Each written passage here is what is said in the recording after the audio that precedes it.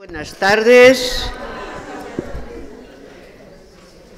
Veo un gran ambiente, sumamente amistoso, un poco ruidoso, lo cual quiere decir que incluso a esta hora, pero si alguno tuviera la mínima tentación de dejarse llevar por la cabezadita, les advierto que con nuestra ponente eso no va a ser posible.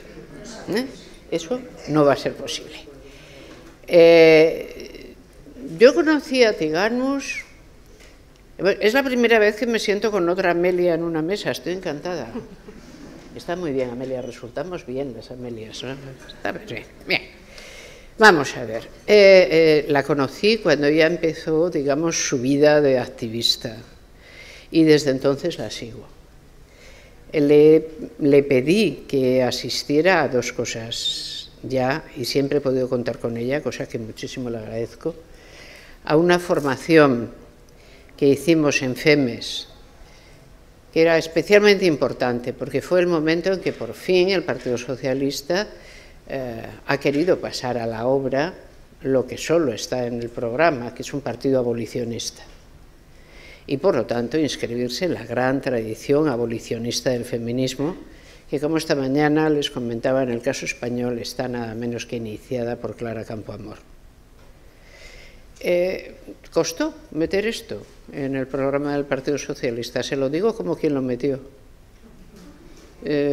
Vaya, tenía muchas dificultades.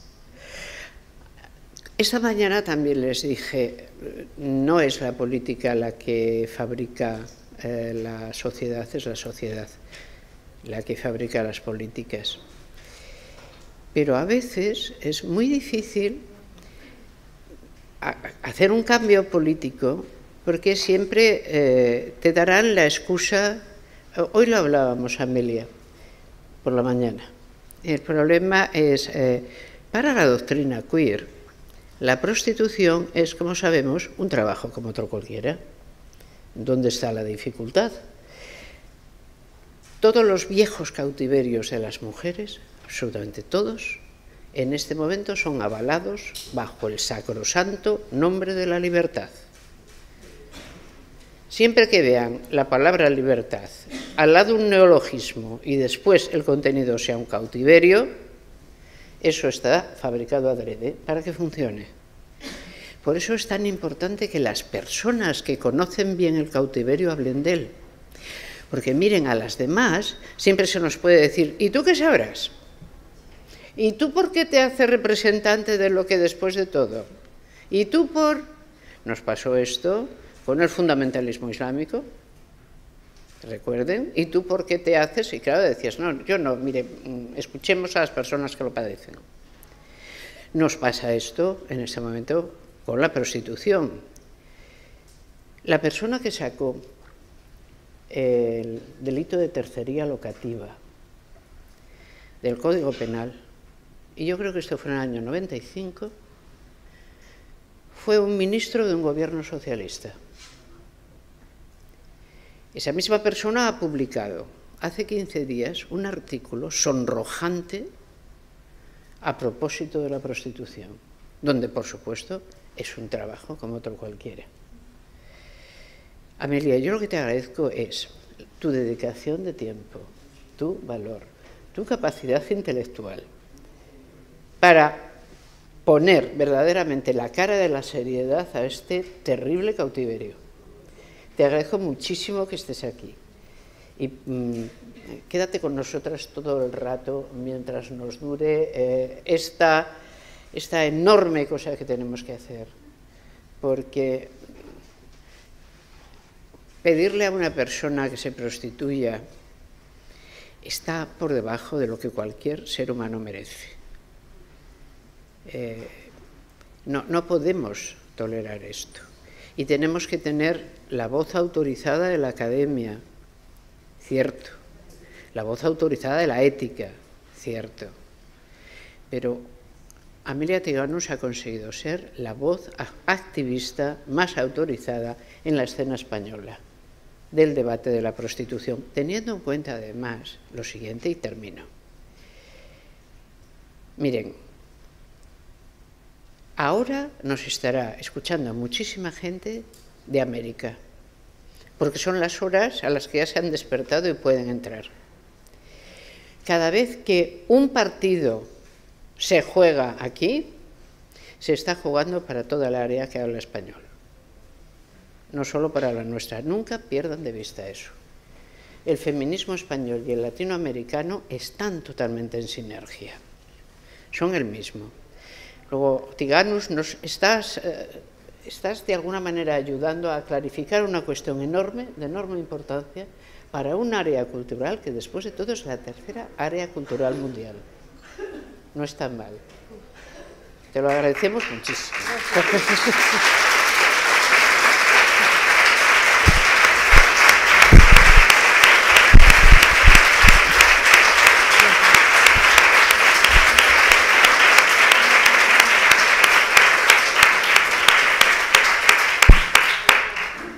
Buenas tardes. Bueno, muchísimas gracias por esta presentación, introducción. Es un honor estar aquí por muchas razones, pero especialmente es un honor sentarme al lado de nuestra gran maestra pensadora y, no sé, yo nunca pensé que iba a llegar este momento, y cuando me escribiste ese WhatsApp yo pensaba, Dios mío, no puede ser, me ha escrito Amelia Barcasio en un WhatsApp para invitarme a la Escuela de Pensamiento Feminista Rosario Acuña. Pues lo celebré y me alegré muchísimo, y de verdad siento que se cumplen cada día más algunos de mis propósitos, y uno de mis propósitos es ser reconocida, como todo ser humano, creo. Exacto. Lo necesitamos. Es especialmente emocionante este encuentro por volver a Gijón. Siempre es un placer volver a Gijón, siempre es un placer volver a los brazos de mis queridas comadres y todo lo que ello conlleva, y estoy viendo muchas caras amigas también de militancia. Al final estamos todas en todas partes, pareciera que tenemos superpoderes, ¿no? Así luego acabamos agotadísimas. Mi intervención de hoy se me hace un poco extraña, porque siempre que hablo para mujeres muy implicadas en esta lucha, se me hace raro, hasta tal punto de pensar, pero ¿qué os voy a explicar si no solo que sabéis muchísimo, lleváis décadas luchando por todo esto y sois mis grandes maestras, sino que además ya me habéis escuchado unas cuantas veces, ¿no? Es como, bueno, pero como siempre hay gente, y como esto se retransmite por YouTube y va a tener muchísimo alcance, como todos los años lo tiene, pues ahí voy a intentar agarrarme a ese puntito de impulso para poder contar una vez más. Y en todo caso, y con esto también aclaro, que no está mal juntarnos para repetir cosas que ya sabemos, porque todo lo demás, que también lo sabemos y que es muy malo y muy dañino para las mujeres, también nos bombardean constantemente, así que ni tan mal. Hoy me he dado cuenta, porque no había sido consciente, de que las primeras jornadas de Rosario Acuña se celebraron en el año 2002. El año 2002 es muy importante, no solo porque empezaron con esta trayectoria y este reconocimiento que tienen estas jornadas, sino que coincide con el año en el que me trajeron al sistema prostitucional, en mayo de 2002. Y voy a empezar mi historia por ahí, porque creo que, o sea, lo que yo pueda aportar a toda esta causa, si surge desde el relato, combinándolo con la teoría, tiene más efecto, y sobre todo a mí me ayuda a hacerlo así, no dejarlo solo en el relato, porque de alguna forma siento alguna especie de revictimización. No sé si es real o no, es algo que yo siento. Bueno, ahora que todo el mundo habla de cómo se siente y que hay que respetar eso, pues, pues yo también hablo de cómo me siento, ¿no?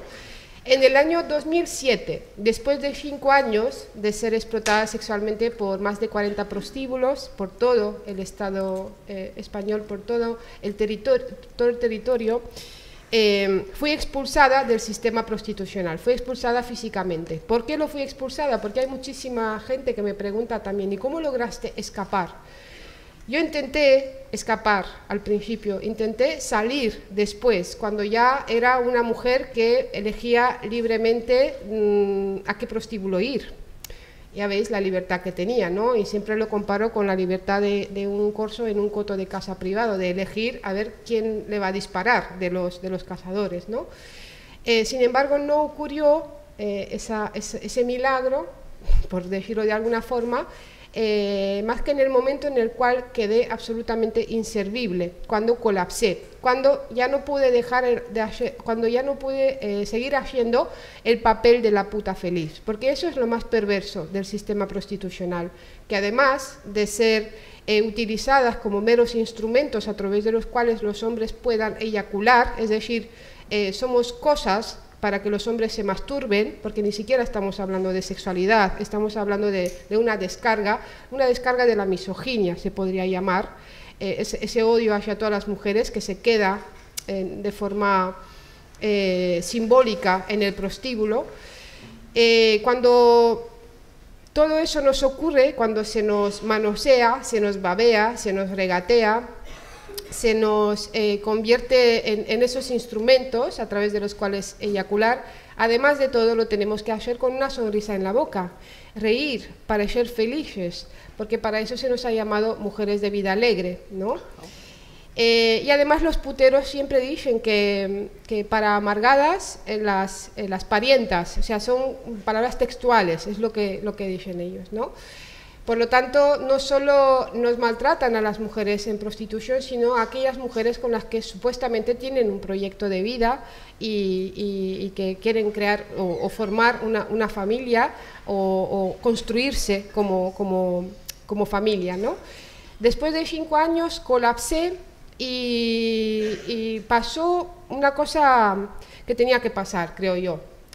El último putero con el que estuve salió con el labio colgando porque eso que dicen, ¿no? Que las mujeres en prostitución elegimos y ponemos los límites y tenemos, claro que ponemos los límites, pero esos límites sirven para que los puteros los transgredan porque es lo que les excita, es decir, basta que digas que no quieres sexo anal para que te presionen, para que incluso te violenten y tenerlo. Eso es lo que les pone. En ese momento recuerdo que lo que teníamos en común las mujeres que compartíamos en la prostitución, porque esto ha ido cambiando, también voy a intentar explicar un poquito en lo que yo veo que ha cambiado, nos negábamos a dar besos. Porque para nosotras la penetración y todo lo que conllevaba estar dispuesta y disponible para los puteros ya no tenía una carga ni siquiera emocional a través de esa disociación constante y continua que muchas veces se daba a través de la cocaína, a través del alcohol, es decir, todo lo que conlleva eso para la salud de las mujeres. Y los besos los guardábamos para, bueno, aquellos momentos que nosotras considerábamos íntimos. Para nosotras lo más íntimo eran los besos, no era chupar un pene o no era ser penetrada o baboseada por un hombre, ¿no? Porque no nos dejaron ejercer ese derecho que tenemos al propio cuerpo y a la propia sexualidad. En ese momento, ese putero, una vez más, intentó trascender los límites que yo intentaba poner, que no siempre me salía bien, y en ese momento sentí mucho poder de matar, y tenía llevaba años acumulando las ganas de matar, o sea que simplemente en ese momento reaccioné, me defendí, y el putero salió, bueno, escopetado de la habitación llamándome puta loca. Y después de ese episodio simplemente fui incapaz de levantarme, de hablarle a otro putero, de insinuarme o de hacer esa performance de la puta que se esperaba de nosotras. Simplemente me senté en una silla y no sabía hacia dónde tirar, ni para adelante ni para atrás. Y la puerta estaba abierta y no había barrotes y no había nada que supuestamente me impidiera salir. Y durante los 5 años que estuve realmente no hubo nada físico. En todo momento eran cadenas invisibles. Y cuando hablo de cadenas invisibles no me refiero solo a las cadenas psicológicas, me refiero también a las cadenas sociológicas, sociales, porque a las mujeres en prostitución lo que nos mantiene en la prostitución es el abismo que nos separa a través del discurso social, que estamos ahí porque queremos, estamos ahí porque lo hemos elegido, estamos ahí porque no queremos trabajar, fregar escaleras o yo qué sé qué más cosas comentan. Después de una semana de estar sentada, se me acercaban los puteros y yo pues ni siquiera les contestaba, no quería hacer nada. Los proxenetas se me acercaron y me dijeron que, por supuesto, estaba acumulando deuda, porque cada día que pasaba no pagaba esa habitación en la que dormíamos hacinadas, no pagaba las multas, no pagaba por esa miserable comida que nos daban.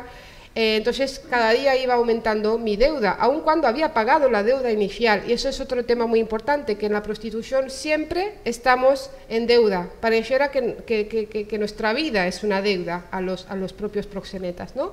Y me invitaron a salir. Me dijeron que no eran las hermanitas de la caridad, que eso no era un hotel y que no me podía quedar ahí.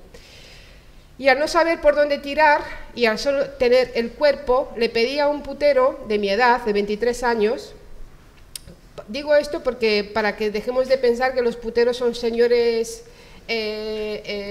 viejos, sin habilidades sociales, hay de todo, absolutamente de todo, y lo sabemos, ¿no? Los hay así, pero los hay jóvenes, con habilidades sociales, atractivos y un largo etcétera.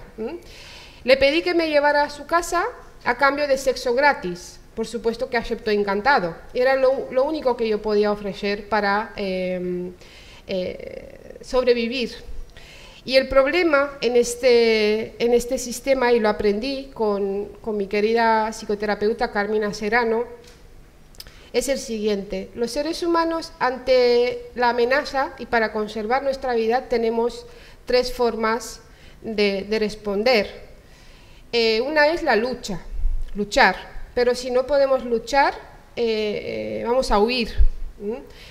Ojo que en esta sociedad, si no luchas y huyes, no eres un hombre de verdad, ¿vale? Eres un marica, eres un planchabragas, un pagafantas, y como la medida es el hombre de verdad, pues ahí empiezan los problemas. Sin embargo, hay una tercera forma de reaccionar cuando no podemos ni luchar ni huir, que es someternos. Lo vemos en los mamíferos, en los perros, por ejemplo, ¿no? Que si están atados no pueden ni luchar ni huir, se someten. Y las mujeres muchas veces nos sometemos para sobrevivir, como resistencia activa, elegimos la vida. El gran problema en este mundo patriarcal es que el sometimiento se ha convertido en consentimiento. Y esto es lo más perverso y lo que nos tiene que hacer reflexionar, y tenemos que eliminar de la ecuación la palabra consentimiento, porque es absolutamente irrelevante en un sistema desigual que abusa de nosotras y que nos coloca una y otra vez en el lugar del sometimiento. En ese momento tuve que someterme una vez más para vivir. Y es así como explico yo toda mi vida hasta ese momento y pasados unos años hasta que descubrí el feminismo. Mi gran suerte fue encontrar un trabajo, pero no solo encontrar un trabajo, sino también venir de una parte del mundo donde la cultura por el trabajo, el esfuerzo era algo muy valorado, no solo en el discurso, sino que yo me había criado en esa otra parte del muro, ¿no? Donde había que trabajar, lo había visto en mi madre, en mi padre, en mi abuela, en mi abuelo, y pude agarrarme a esos valores y hacer frente a esas voces, y no estoy hablando de forma literal, pero sí ese pensamiento recurrente que me decía: ¿qué haces aquí? Vuelve al puticlub, no vales para otra cosa que para ser puta.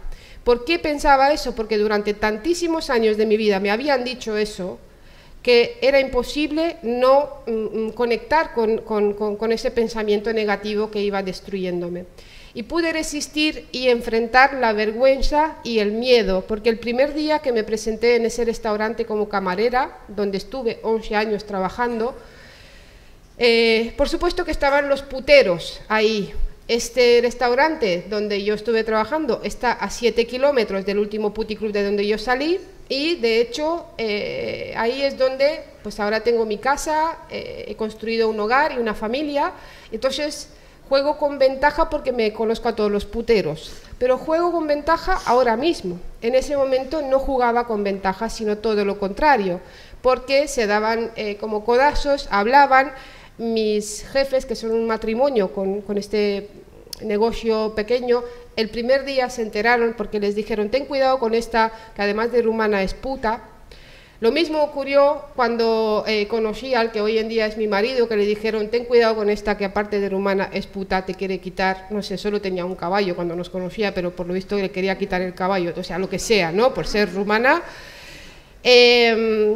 Y todo esto cambió, todo ese miedo que tenía, no solo a los puteros, no solo a su mirada, a la luz del día, a la risa de los niños, a esas mujeres que venían los domingos a comer con sus familias y sus maridos eran puteros, porque los conocía, y al lado en esa mesa parecían unos inútiles, porque ellas, y esto es algo muy común, no sé si aquí también, pero en Euskadi siempre se habla de un supuesto matriarcado, ¿vale? Porque las madres mandan en casa.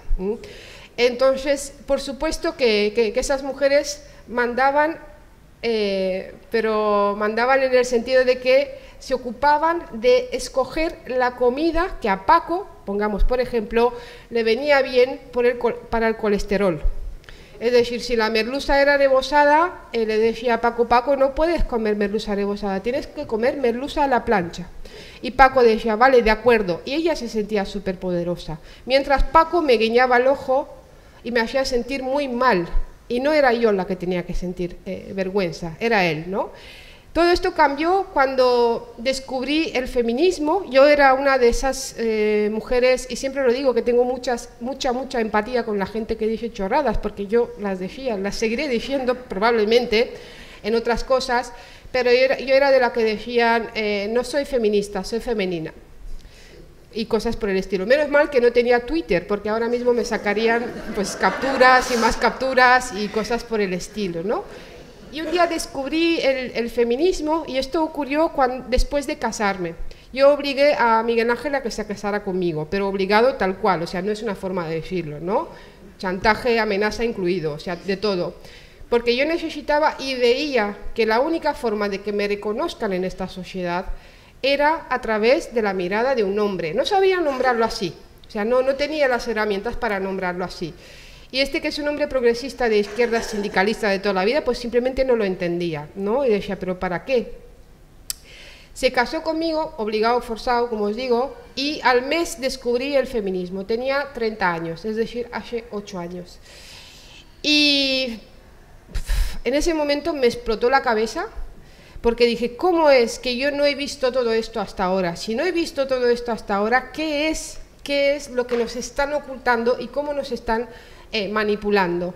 A partir de ese momento conecté también profundamente con un sentimiento de seguridad y paz que eran los libros y la lectura, y sin darme cuenta, muchos años después me di cuenta, tenía que ver con aquello que aprendí en la infancia también, esos recuerdos de muy pequeñita, cuando iba de la mano de mi padre a la biblioteca municipal a prestar libros para leerlos. En la mesilla de noche de mi padre siempre había libros, y cuando iba a esa biblioteca municipal me sentía súper importante, porque la bibliotecaria me decía, mira, aquí tienes tus libros, los vas a devolver.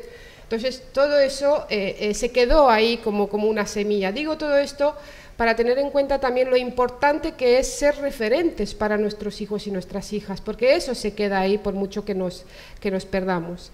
Descubrí el feminismo, empecé a leer, a formarme. Yo decía, no voy a comprar más libros, porque, bueno, y sigo igual, o sea, sigo comprando libros y los sigo leyendo. Y las cenas románticas, entre comillas, nunca ha sido una cena romántica porque estoy casada con un vasco, es decir, eso no existe.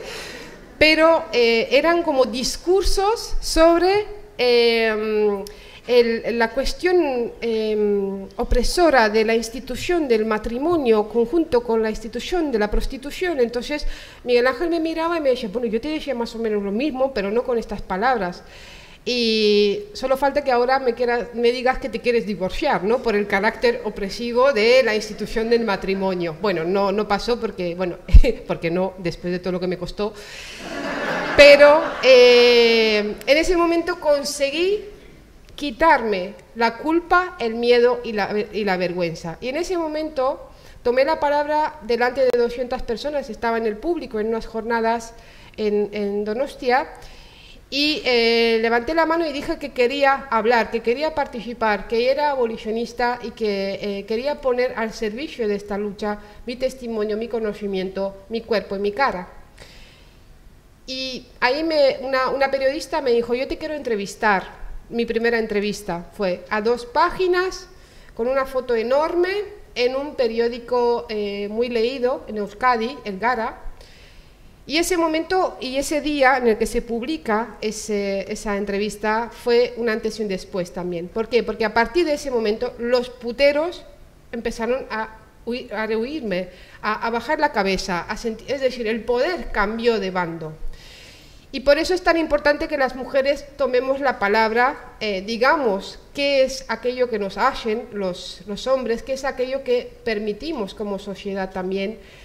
Y cuando ya me había liberado de esta culpa, del miedo y de la vergüenza, cuando los puteros huían como ratas, ¿no? Incluso dejaron de venir al restaurante a comer la merluza a la plancha, siempre me he imaginado que les habrían dicho a su esposa, señora, oye, no, que no la hacen tan buena la merluza ahí, vamos a otro sitio, ¿no? Sentí una obligación de hacer algo más, porque estaba yo muy contenta ahí en mi casita con mi cierta seguridad económica, lo que tiene ser mileurista, que tampoco, pero bueno, estaba bien. Sin embargo, no podía vivir tranquila, no podía disfrutar de eso que había logrado, pensando en que había niñas de 12, 13 años que soñaban con ser profesoras, médicas, arquitectas o peluqueras, me da igual, y que las iban a convertir en putas para servir sexualmente en concepto de ocio y diversión a nuestros hombres. Dicen que 4 de cada 10 en este país, yo creo que son más, pero bueno, vamos a dejarlo y vamos a hacer caso a las cifras.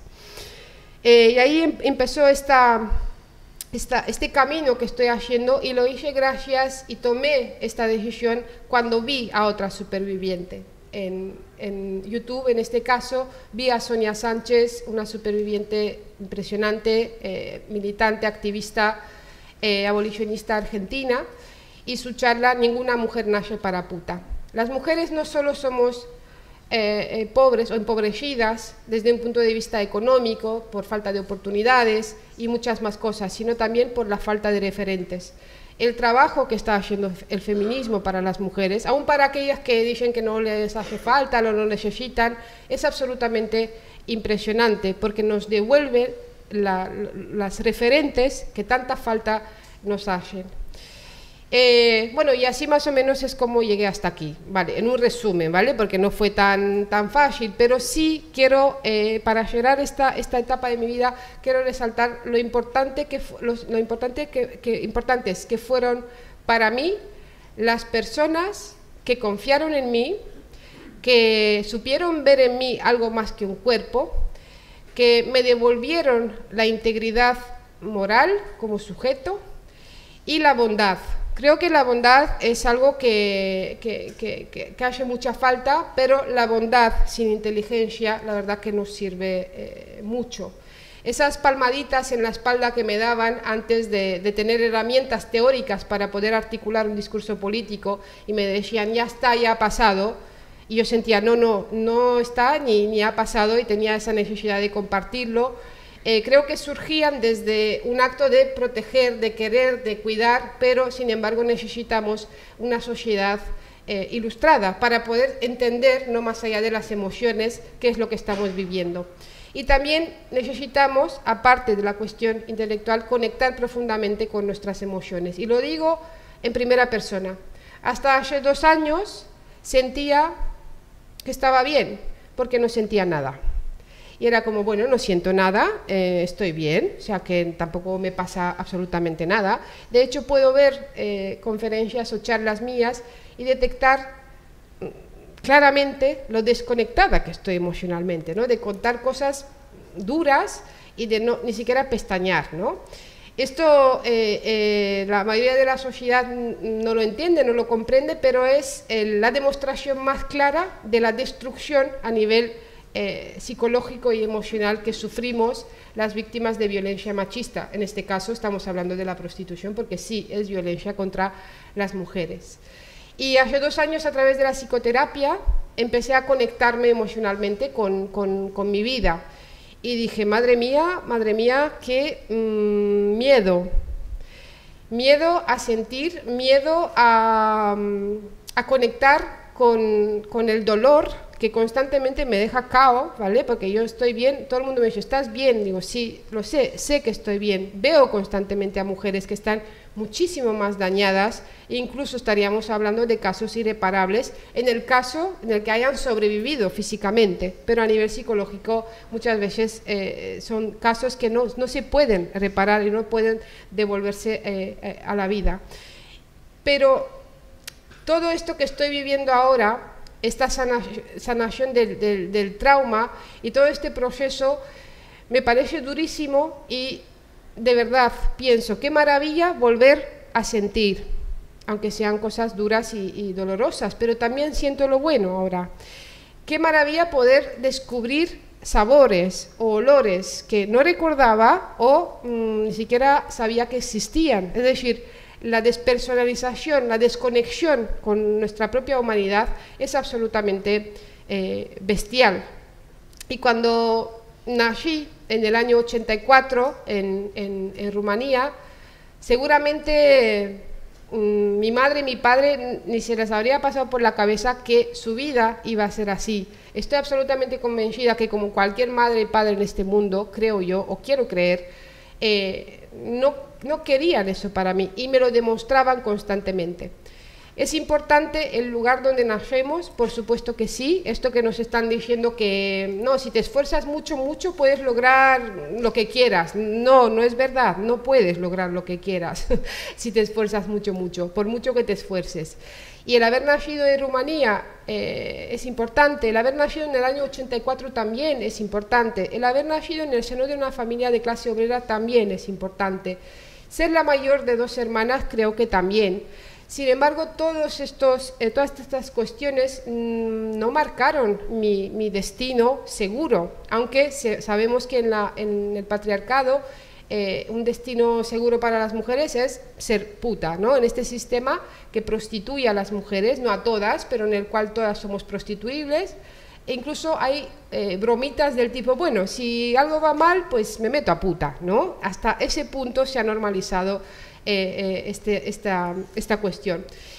Yo soñaba con ser profesora o médica porque era una niña muy brillante, inteligente, preguntaba muchísimo. Eso en la clase obrera se castiga duramente. ¿Por qué? Porque bueno, mi madre y mi padre me preparaban para el día de mañana donde me iba a poner en riesgo la vida constantemente, como ellos lo hacían en la fábrica, había poco margen de preguntar ¿y por qué eso y no lo otro? Pues la técnica no era la zapatilla, pero era como, bueno, cállate y acata, porque para eso has nacido, para acatar, es decir, el sello de clase estaba presente en mi educación y era algo compartido en este barrio donde yo me había criado y sobre todo porque eran tiempos muy difíciles.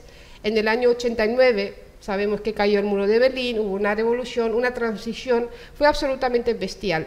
Yo pude comprender y perdonar, o empezar a perdonar a mi madre, cuando pude ponerme en su piel, cuando pude conectar e imaginarme, tan joven como era, porque me tuvo con 20 años, en un mundo donde todo lo que había conocido desaparecía de un día para otro, donde reinaba el caos, la hiperinflación y todo lo que podemos pensar ahora mismo de todo lo que estamos viviendo. Pero aparte de eso, los secuestros de niñas estaban a la orden del día. Niñas eran secuestradas así a plena luz del día y vendidas como esclavas sexuales en ese momento en Turquía. Después siguió Alemania y después España e Italia.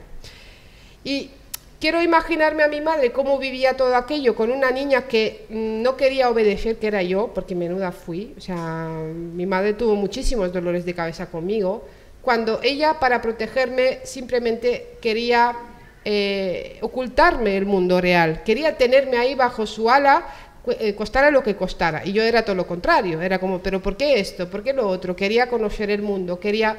Y ella hizo todo lo posible, de verdad, que se empeñó mucho en educarme a base de palos, porque era como se llevaba la educación en aquellos tiempos, pero no pudo evitar aquello que más temía. A los 13 años sufrí 5 violaciones simultáneas, no es una violación múltiple, porque fueron 5 simultáneas. Y a partir de ese momento mi vida dio un giro impresionante, porque si bien el día anterior yo soñaba con ser profesora o médica, sacaba muy buenas notas, mi madre y mi padre siempre me decían, tienes que ir a la universidad, tienes que estudiar, tienes que conseguir cosas que nosotros no hemos podido lograr, ¿no? Y con ese sueño acabé en esa espiral y en ese pozo sin fondo a partir de ese momento. Siempre cuento que esa violación en sí no fue lo más duro y traumático, por supuesto que lo fue, pero lo peor vino después, porque en ese momento en el que a mí me meten en un portal y me violan entre 5, yo no recuerdo gran cosa, porque llegué a disociarme. Tenemos este mecanismo tan maravilloso, la mente humana, para protegerse, pues se desconecta, ¿no? En ese momento siento esa sensación de miedo, sí, porque no quería morir, es lo que recuerdo, que yo no quería morir, y recuerdo sentirme como ciega, sorda y muda. Incluso recuerdo como un zumbido en el oído que me protegía de las risas de los violadores, de sus insultos, de aquello que me decían, no, te gusta follar, puta. Esa fue la primera vez que me llamaron puta. Antes no tengo recuerdo, no tengo conciencia de ello. Si después de esto la sociedad y el entorno hubiese respondido de otra forma, seguramente mi vida no habría llegado a ser la que finalmente fue. ¿Por qué lo digo? Es importante entender cómo la propia sociedad forma parte de este sistema prostitucional. Hay mucha gente que me comenta, sobre todo la gente joven en mis charlas, me dice, bueno, pero nadie te ayudó, nadie hizo nada por ti. Y les hago esa reflexión, como son muy jóvenes, digo, vais a casa y preguntáis a vuestras madres, a vuestros padres, a vuestras abuelas, si hace 40 o 50 años si una mujer era violada o era madre soltera, si la sociedad la ayudaba. Y no esperan a preguntar porque saben que no y lo dicen, no la ayudaban. Claro, no solo que no la ayudaban en ese momento, y ahora lo de la madre soltera que se ha cambiado, y está cambiando poquito a poco el tema de las agresiones sexuales a las mujeres y cómo todo eso gracias a las feministas, por supuesto, que llenamos las calles. No solo que no las ayudaban, sino que además era la propia sociedad la encargada de expulsar a las mujeres a los márgenes. Y sabemos que los seres humanos necesitamos la comunidad para sobrevivir. Sin una comunidad fuerte somos carne de cañón. Estoy utilizando un lenguaje bélico y cada vez, ahora como estamos con todo este tema me doy cuenta y bueno, podía ser, porque es la guerra contra las mujeres.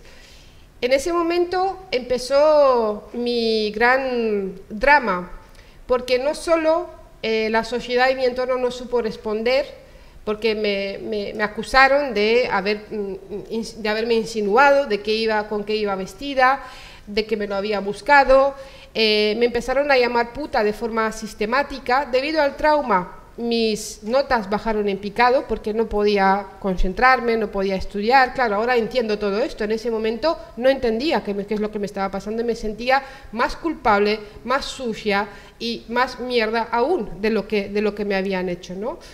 Y cuando el propio profesorado, que claro, yo era una de sus favoritas porque estudiaba bien y estaba muy activa, me empezaron a decir, porque no vieron indicadores o no supieron responder a eso, me empezaron a decir que vaya qué mal, que así les estoy pagando a mis padres, que les están deslomando por mí y que he dejado de sacar buenas notas porque ahora he empezado a andar con chicos y todo eso, es decir, más culpa, más responsabilidad sobre mis hombros. Y os cuento todo esto para que entendamos cómo se fabrican las putas. Es decir, las putas no nacemos putas, no tenemos algo en el ADN diferente, pero sí formamos parte de una sociedad que a través de la acción u omisión nos convierte en putas, en cosas. En ese momento me convertí de una niña cariñosa, curiosa, estudiosa, en una niña violenta, agresiva. Me escapaba de casa, me escapaba del colegio, me escapaba de todas partes porque no sabía cómo gestionar todo ese dolor y no sabía dónde encontrar mi lugar en el mundo, porque en todas las partes era la apestada. En esa situación de absoluta vulnerabilidad me convertí en una presa fácil y sobre todo dejé de resistirme. ¿Por qué dejé de resistirme? Porque veía que daba igual lo que yo intentaba luchar y resistir, el resultado era el mismo. Hoy puedo saber y puedo nombrar eso como indefensión aprendida. Entonces no tenía las palabras ni las herramientas para analizarlo. A los 17 años y medio, los mismos que me violaron sistemáticamente durante todo este tiempo, cuando dejé de resistirme, yo me apropié de aquello que me estaban diciendo. Me estaban diciendo, eres una puta. Y yo al principio decía, no, no soy una puta. Pero al final acabé diciendo, sí, soy una puta y a mucha honra. ¿Por qué lo dije? Para sobrevivir. Es decir, entiendo perfectamente cuando las mujeres en prostitución dicen, no, no, yo soy puta porque quiero. Es un mecanismo para sobrevivir. Pero eso no se convierte en un argumento. Esto creo que es importante también. Esos mismos que me agredieron, me violaron sistemáticamente durante años, me empezaron a hablar de las bondades de la prostitución, de cómo en un par de años iba a poder solucionar mi vida, comprar una casa, un coche, cosas que yo no necesitaba realmente. Yo nunca sufrí la pobreza, o sea, yo no era consciente de ser pobre, porque a mi alrededor todo el mundo pues tenía trabajo, casa, comida. La gente no se iba de vacaciones porque no se iba de vacaciones, es decir, yo no conocía todo eso. El transporte público pues lo utilizábamos todo el mundo y de eso sí se encarga bien el capitalismo, ¿no? De crear deseos antes inexistentes para convertirlos en necesidades y de ahí a que sean un derecho solo hay un paso. Y yo ya tenía los derechos básicos garantizados, la casa, el alimento, el acceso al colegio, y todo lo que se necesita para el ser humano en concepto de básico, ¿no? Y dije que sí, tenía 17 años y medio. ¿Por qué dije que sí? Porque quería salir de ese agujero. Hay mucha gente que dice, bueno, ¿y tú te lo creíste? Digo, sí, claro que me lo creí y además de que necesitaba creérmelo, estoy absolutamente convencida que cualquiera se lo creería.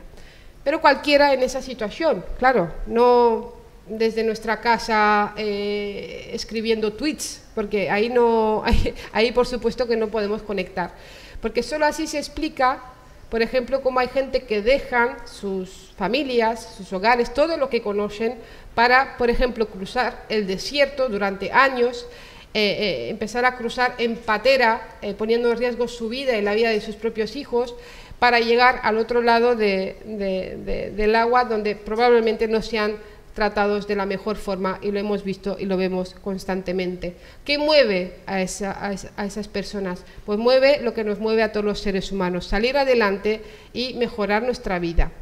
En ese contexto yo no tenía las herramientas para analizar mi propia situación de vulnerabilidad, no tenía las herramientas para analizar cómo estos criminales abusaban del poder que tenían, ¿no?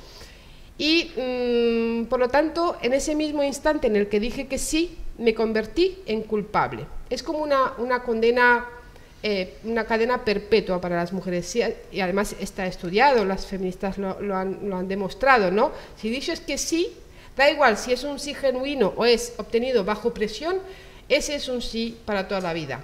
Da igual si ese sí es en el marco del matrimonio, antes era para toda la vida, ahora es de forma secuencial, ¿no? Esas violaciones en el marco del matrimonio, como el sí es para todo y con todo, o en el caso de las mujeres prostituidas, el sí es para siempre y con todos, también en el caso de las putas.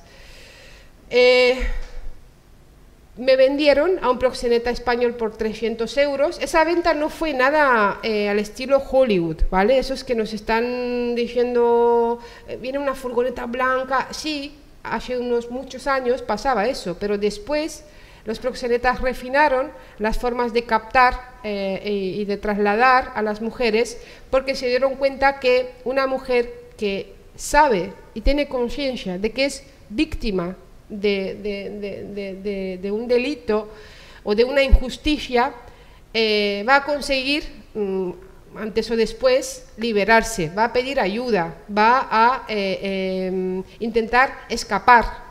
Y se dieron cuenta que las cadenas psicológicas son mucho más efectivas en cuanto a que si nosotras no nos identificamos como víctimas, pues va a ser mucho más difícil salir de esa situación, ellos van a quedar impunes, y es con lo que juegan. Simplemente me presentaron a este proxeneta español.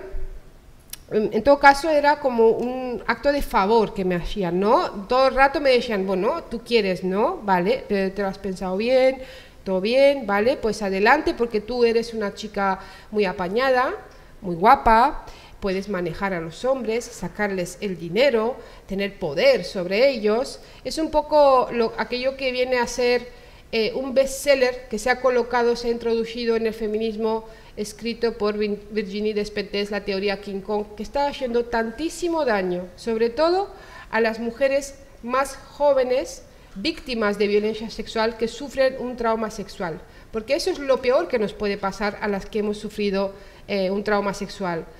¿Por qué? Porque debido a ese trauma repetimos en bucle aquello que nos ha dañado en un intento de tener el control sobre esa situación. Y si además se nos dice, no, vas a cobrar por ello porque tienes poder sobre los hombres, es, vamos, ir al matadero, pero de cabeza, ¿no?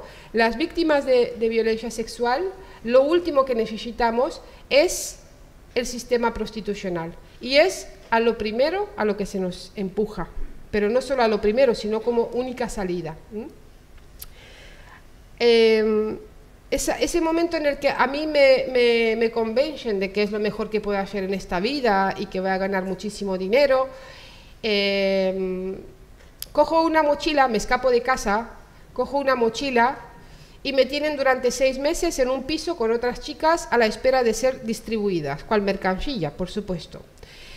En nada más cumplir 18 años me traen al primer prostíbulo en Alicante, y ahí empieza el infierno realmente, porque sí, yo sabía que venía la prostitución, pero también me engañaron.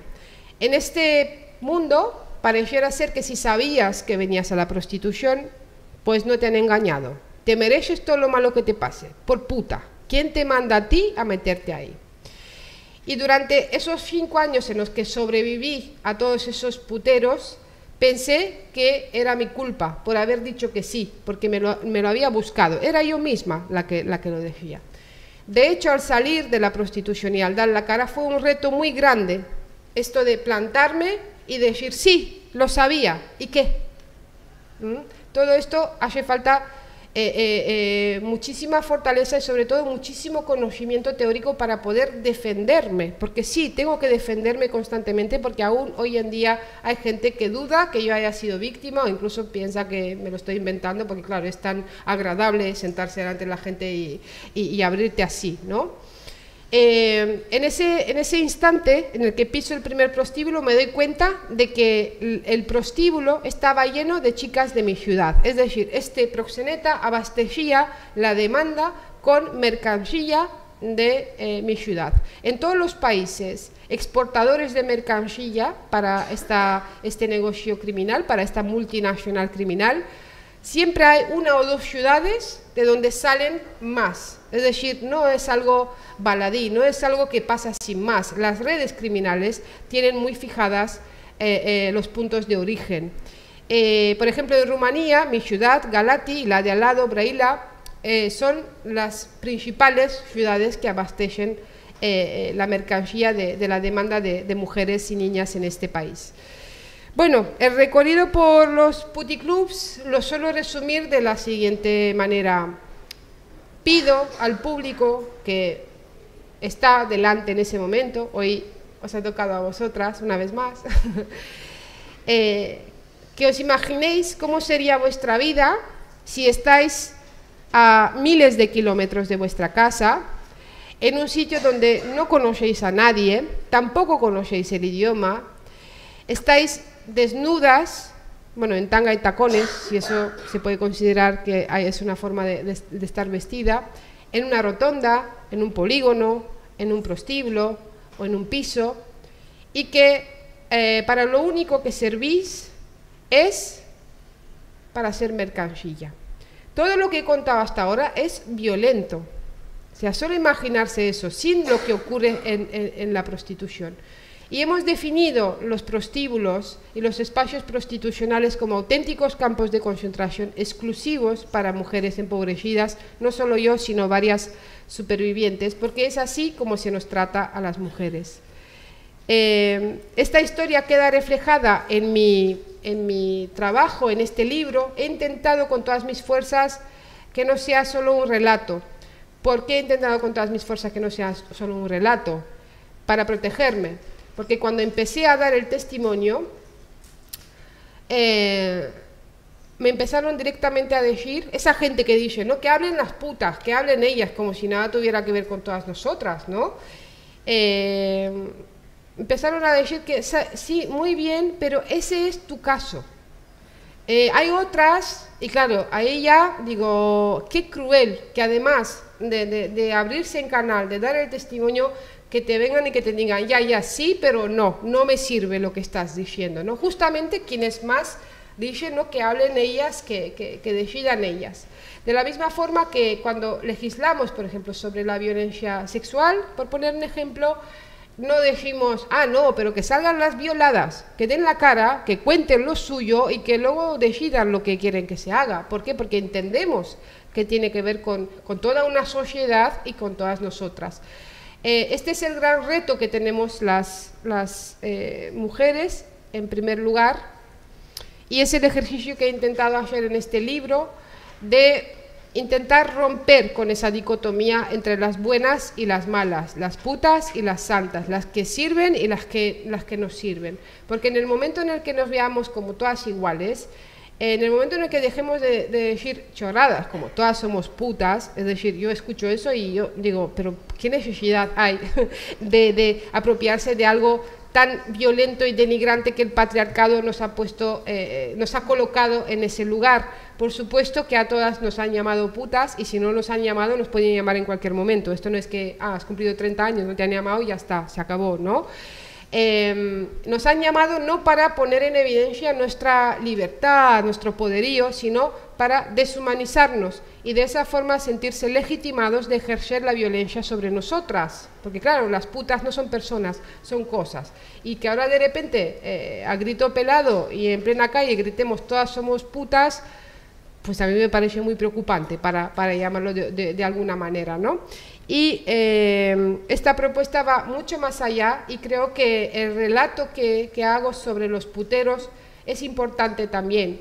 Como no hay un perfil del putero, yo los he discriminado en 3 categorías.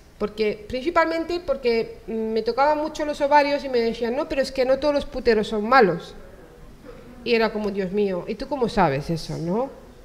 Por algo me lo estarás diciendo. Y me decían que algunos son buenos, porque pobrecitos van a hablar y no tienen habilidades sociales, y que, claro, porque son solteros, de caserío, y bueno, estoy hablando un poco en el contexto de Euskadi, pero en general me decían eso, ¿no? Y primero digo, pero a ver, ¿quién se va a creer, vamos a ver, quién se va a creer en serio que los puteros pagan para hablar? Para hablar, ojo, ni más ni menos con mujeres que mayoritariamente no hablan su idioma. Claro, no tienen habilidades sociales. Chico, te vas y te pagas terapia para mejorar tus habilidades. Claro, pero por el mismo precio, el lugar donde se coloca no es el mismo, ni de lejos. Cuando tú vas a terapia o vas de putas, no es el mismo lugar. Aun cuando dicen que las prostitutas hacemos de psicólogas. Yo me descojono a la gente que ha estudiado una carrera de psicología, porque digo, ay, no lo sabíais antes, porque si no os hubierais ahorrado dinero, tiempo, esfuerzo y todo lo que conlleva, ¿no? O sea, no sé, sois así como un poco losers en este sentido, ¿no? Se entiende la ironía, ¿verdad? Porque hay gente que luego no entiende la ironía y empiezan los problemas. Mi amiga psicóloga no lo entiende. Seguro que sí. Sí, se le ve tranquila, sí. Entonces, en este juego de los puteros buenos, pues yo los he llamado puteros majos. entre comillas, porque claro, la gente sufre con el sufrimiento de los puteros, sufre enormemente por aquellas mujeres que quieren ser putas. ¿Os habéis dado cuenta de cómo el sufrimiento y la preocupación que de repente, o sea, estás hablando de cosas terribles y te saltan, no, y las que quieren, digo, yo ya así como que se me hincha un poco la espalda así, digo, mira, de verdad, yo llega el día en el que, porque es ilegal, porque si no, mi gran sueño, desde luego, es dejar de dar charlas y empezar a repartir tortas, así Estáis con ganas también. Sí, los veo con ganas y tenemos motivos de sobra, pero no lo podemos hacer, ¿vale? Vale. Entonces, he pensado sobre este perfil de putero majo, entre comillas, ¿no? ¿Cómo es el putero majo? Pues es el más asqueroso de todos. Ese putero nos dañaba profundamente porque él, con un billete, no solo quería penetrar nuestro cuerpo, ¿vale? Porque, a ver, si alguien se cree que solo vienen a hablar, de verdad, no sé cómo ha sobrevivido hasta hoy en día. La vida es muy dura, ¿vale? O sea, no se puede ser tan inocente. No solo quiere penetrarnos, sino que además quieren comprar la performance de lo que sería una relación ideal con una mujer. Sentir esa mirada de admiración, de ser importante, de aquello que dice que es súper interesante. Claro, ¿por qué? Porque ya fuera de la prostitución las mujeres nos hemos empoderado y dicen, mira, cállate pavo que me aburres, o sea, cállate que ya te explico yo, o sea, no tiene ninguna relevancia lo que me estás diciendo. Entonces, claro, ellos añoran esa parte, son profundamente narcisistas, ¿no? Y también quieren comprar la performance de la novia, quieren una novia cariñosa, que les dé besos. ¿Qué consecuencias tiene eso sobre las mujeres en prostitución? Pues durísimas, porque este tipo de putero nos impide disociarnos. Como os decía antes, la penetración ya no tiene ningún valor porque desconectamos y ya está, hasta aquí hemos llegado. Sin embargo, este ser quiere por un billete aquello que ni se compra ni se vende, que es el afecto, es el reconocimiento, es algo genuino y no le importa pagar por ello. Y es triste, de verdad. Aunque digan, no, pago porque no tengo con quién hablar, es ridículo. O sea, nos ponemos en esa situación y más en un país que no tiene más que bares, que la gente es alegre, mete chapas. Yo soy una persona que me encanta el silencio, me encanta estar sola. A veces digo, voy a tomarme un cafecito tranquila. ¿Qué va? Me empiezan a hablar, a veces acabamos de fiesta. Es decir, no hay problemas para hablar, realmente, si se quiere hablar, ¿no? Y mayoritariamente yo con estos puteros solía ser muy violenta porque era como, pero, o sea, déjate de historias, folla y lárgate, ¿no? Y me llamaban puta asquerosa que solo quiere el dinero. Bueno, sí, sí, eso es. Después, es que para mí que es preocupante convivir con hombres así, de verdad. Después están los hombres machos. Los hombres machos reproducen aquello que aprenden en la pornografía y lo hacen en la prostitución porque, aunque ya esto está cambiando ahora mismo, porque las mujeres fuera de la prostitución igual les dicen, oye, mira, que no me mola tanto, que me hace daño, que no llego al orgasmo. Entonces ellos dentro de su cabeza piensan, esta es una frígida, me voy a ir con una mujer, una femme fatale, que le encanta el sexo, bueno, el relato de los puteros, si podéis, en los foros de puteros, si tenéis estómago también para hacerlo, y mucha fortaleza mental, es que las prostitutas, cuando estamos con ellos, con estos puteros machos, vamos, orgasmos, pero uno tras otro, uno tras otro. Ellos son muy buenos amantes. El problema son las mojigatas estúpidas que no disfrutan, no son capaces de percibir lo buenos amantes que son ellos. Y además lo dicen. ¿Qué ocurre hoy en día con todo esto?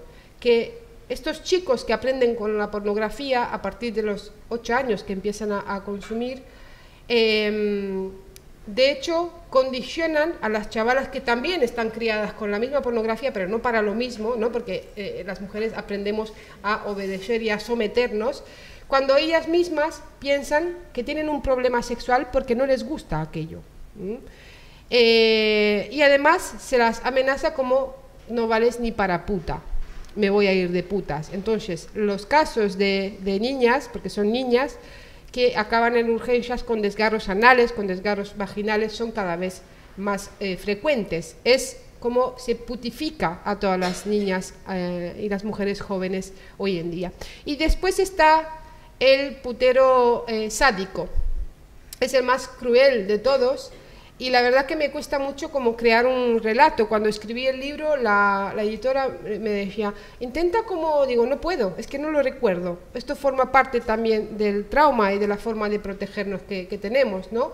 Pero estos puteros sádicos disfrutan torturándonos, humillándonos, cuando no asesinándonos, porque hay muchísimas mujeres que acaban asesinadas principalmente por puteros. Los proxenetas normalmente nos asesinan solo si es un acto disciplinario, es decir, que otras vean lo que les puede pasar, pero si no, somos la gallina de los huevos de oro, van a intentar sacarnos hasta quedarnos inservibles, ¿no? En este mundo de la prostitución también se nos ve empoderadas, libres y felices, porque para protegernos de estos puteros sádicos, adoptamos esa forma de estar en la vida, porque si ven miedo en nuestros ojos, en nuestro comportamiento, somos van a ir a por nosotras y lo percibimos intuitivamente, es decir, no es que lo hayamos leído en ningún libro y sabemos que eso nos protege. Aunque estemos muertas de miedo, hacemos como que es lo normal, que esto está bien, que es divertido, para no... no sé si, cómo decirlo, para no despertar más a la bestia, cuando no tendría que ser así, ¿no? Pero sí es una herramienta y una estrategia de supervivencia. Estos son los 3 tipos de puteros que yo he podido discriminar, pero luego hay un cuarto perfil que ellos dicen que no son puteros. Ay, esos son geniales. Sí. Ellos no son puteros. De hecho, si hablamos de estadística, 6 de cada 4, o sea, 6 de cada 10 no son puteros. Podríamos decir, hostia, está mal la cosa, pero la mayoría no lo son. ¿Qué va? Es mentira. Hay un tanto por ciento que creo que no he hecho una investigación, igual algún día, pero no hace falta. Lo podemos averiguar en nuestro día a día. De hombres que dicen que ellos no son puteros, que no se van de putas, pero sí han ido o se van con sus amigos a tomarse una copa. Al puticlub, al piso, ahí donde acaban las fiestas, cierran los negocios y todas estas cosas. Pero que ellos no son puteros, se piensan que son mejores, ¿vale? Ellos están en otro escalón bastante más alto, según ellos. Y se les olvida que yo sé lo que hacen los puteros que solo van a tomar una copa. Porque sí, para mí son puteros, no se le puede llamar de otra forma a un hombre que se va de fiesta y a brindar con copas que valen 3 veces más a un sitio donde se tortura y se explota sexualmente y económicamente a las mujeres más vulneradas y más empobrecidas de este planeta. Y sobre todo lo que no cuentan es qué hacen mientras toman esa copa, mientras solo toman esa copa. No cuentan que también nos manosean, nos babean, nos preguntan qué les vamos a hacer, cómo les vamos a hacer. Ellos están de fiesta, entonces piensan que nosotras también estamos de fiesta en ese oasis libre de feminismo, ¿no? Y después se van y piensan que no han hecho nada malo. Y creo que ese es el gran problema, esos 6 de cada 10 hombres que supuestamente no son puteros, ¿por qué no lo son?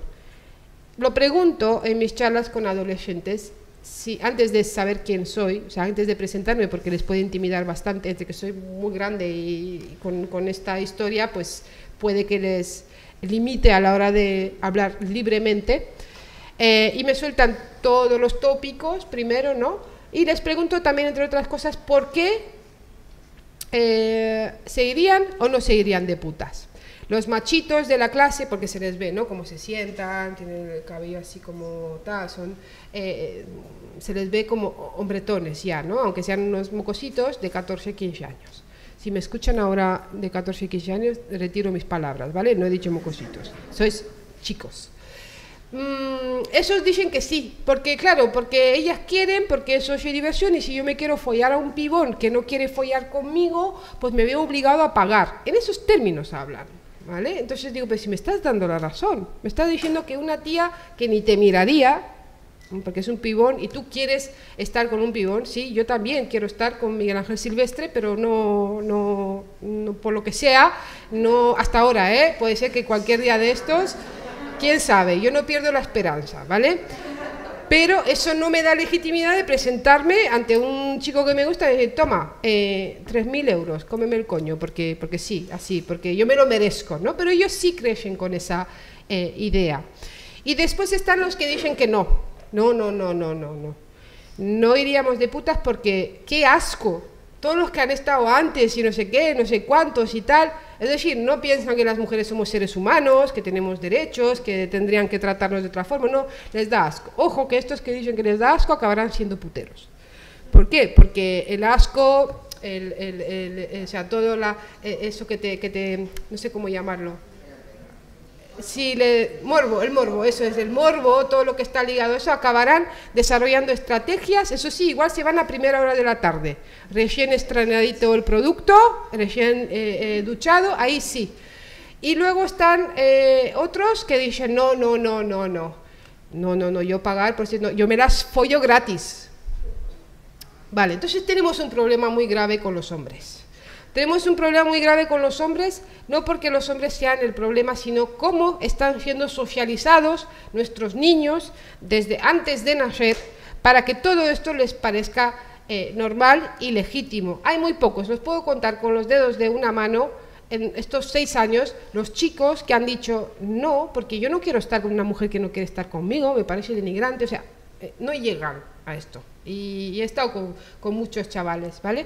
Entonces nuestro reto es no solo proteger a las niñas, por supuestísimo que sí, porque los daños son brutales, pero también tenemos la obligación de proteger a los niños, a los chicos varones, porque ellos también tienen el derecho de ser criados y educados en valores y con la ética feminista como hilo conductor. Ellos también tienen el derecho a disfrutar de una sexualidad plena, de poder encontrar a las mujeres como lo que somos, sus compañeras de este viaje llamado vida, y no cosas, no receptáculos de semen. Tenemos este gran reto por delante. Este gran reto que tenemos por delante, y siempre lo hemos tenido las feministas, solo se va a lograr gracias al abolicionismo. Abolir la prostitución es una cuestión no solo urgente, sino también imprescindible. A mí me cuesta mucho, en esta sala ya sé que no, pero me cuesta mucho hacer ver a la gente en general, de a pie, de la calle, que abolicionismo no es prohibicionismo. Ya estoy en un momento de mi vida en el que digo, mira, léete mi libro, porque estoy cansada ya de explicar siempre lo mismo, de verdad. O sea, hay más de 1000 entrevistas mías, he escrito un libro, hay muchísimo más escrito sobre esto, y cuando yo recomiendo mi libro es porque veo que estas personas a las cuales les recomiendo mi libro no tienen el hábito de leer al menos teoría feminista. Pueden leer otras cosas, ¿vale? Porque libros los hay de todos, no todos son buenos. No leen libros buenos. Entonces digo, bueno, pues un inicio es este. Luego ya te vas familiarizando y hay teoría y pensamiento a raudales, ¿no? Gracias a las feministas. Y he hecho un discursito así cortito de decir, abolición no es sinónimo de prohibición, no lo es otro modelo teórico. Si alguien está viendo esto por el streaming, que compre mi libro, o que lo preste en la biblioteca, o que vea cualquier charla mía, ¿no? Donde he podido desarrollarlo más. Abolición no es sinónimo de erradicación tampoco, ¿no? Porque hay muchos que dicen, y mientras tanto, ¿cómo que mientras tanto? ¿Vale? Abolir es el instrumento y el camino que utilizamos para llegar al fin, porque el fin sí es erradicar la prostitución y la pornografía, pero si tuviera que buscar un sinónimo, sería que abolición significa deslegitimar, deslegitimar una institución patriarcal, deslegitimar un sistema prostitucional. Y para deslegitimarlo se podría decir que hoy aquí estamos aboliendo la prostitución, pero no es suficiente. Necesitamos una herramienta jurídica, necesitamos una ley que sí diga claramente que penetrar mujeres que no te desean sexualmente está mal, haya o no haya un billete de por medio. Necesitamos que se multe a los puteros considerándolos agresores sexuales, porque sí, son ellos los que nos enferman gravemente, los que dejan todas esas secuelas sobre nuestras vidas, porque no nos enferman conceptos en abstracto, nos enferman ellos y sus prácticas, y de hecho son ellos los que alimentan y financian esta estructura criminal que es el sistema prostitucional. Hay mucha gente que se resiste a esta cuestión y nos dice que somos punitivistas. Y yo me cabreo muchísimo con este tema. De hecho, cada vez me cabreo más, porque digo, si yo me salto un semáforo o paso un radar, que me he comido unas cuantas multas, como conduzco mucho, soy una ciudadana ejemplar, lo intento ser, menos con los radares, porque, vamos, las arcas del Estado han recibido unos cuantos dineritos míos. Pero estoy poniendo en riesgo no solo mi vida, la vida de otra persona. Por lo tanto, tengo que pagar por ello. Y en los bares, por ejemplo, ya no se fuma desde el año 2010, ¿no? Y ahora se ha normalizado absolutamente todo esto. ¿Por qué? En ese momento yo sigo siendo fumadora, por desgracia, pero en ese momento también lo era, y había muchísima gente que decía, no hay mi derecho a fumar. Claro, yo me fumaba mi tabaco más, como trabajaba de camarera, no sé cuántas cajetillas, puros, o sea, bueno, Montecristos, Farias, de todo el mundo, aquello era una barbaridad, ¿no? Y hoy en día las criaturas ni se les pasa por la cabeza que eso puede ser así, porque no lo han visto nunca. La ley educa. Hay gente que dice, ya, pero no se prohibió fumar en todas partes. Digo, ojalá se prohíba en todas partes, así ya a ver si lo dejo de una vez. Pero se prohibió en aquellos espacios donde afecta la salud de terceras personas, ¿vale? Y este es motivo suficiente para multar a los puteros, porque los puteros nos enferman. Si solo queremos ir por ahí, hay más motivos, ¿sí? Pero necesitamos una ley que diga lo que está bien y lo que está mal, porque en democracia los derechos y la integridad de todas las personas han de ser garantizados y respetados, y solo así lo vamos a poder lograr, persiguiendo todas las formas de proxenetismo, desincentivando la demanda, multándolos, y somos bastante generosas, porque yo creo que deberían de ser tratados al igual que cualquier otro agresor sexual, porque si no, esto de alguna forma reproduce la idea de que las putas son menos mujeres. Entonces, pero bueno, vamos a empezar por la multa. Me encantaría que esas multas llegaran a sus casas. Yo creo que las mujeres nos merecemos saber con quién compartimos nuestro día a día y nuestra vida, para empezar. Y después la formación, ¿vale? A todos los profesionales y funcionariado y todo lo que, bueno, generaciones jóvenes y no tan jóvenes. Y después políticas públicas destinadas a la prevención, protección y reparación integral de las víctimas, ¿vale? Nosotras por derechos no entendemos el derecho de pagar impuestos por ser penetradas por todos los agujeros por hombres a los que no deseamos sexualmente. Entendemos la renta básica, que es un primer paso, ni mucho menos quedarse ahí. El acceso a la vivienda, la formación, la terapia, el asesoramiento jurídico, el acompañamiento psicosocial, papeles, trabajo, eso es lo que entendemos por derechos.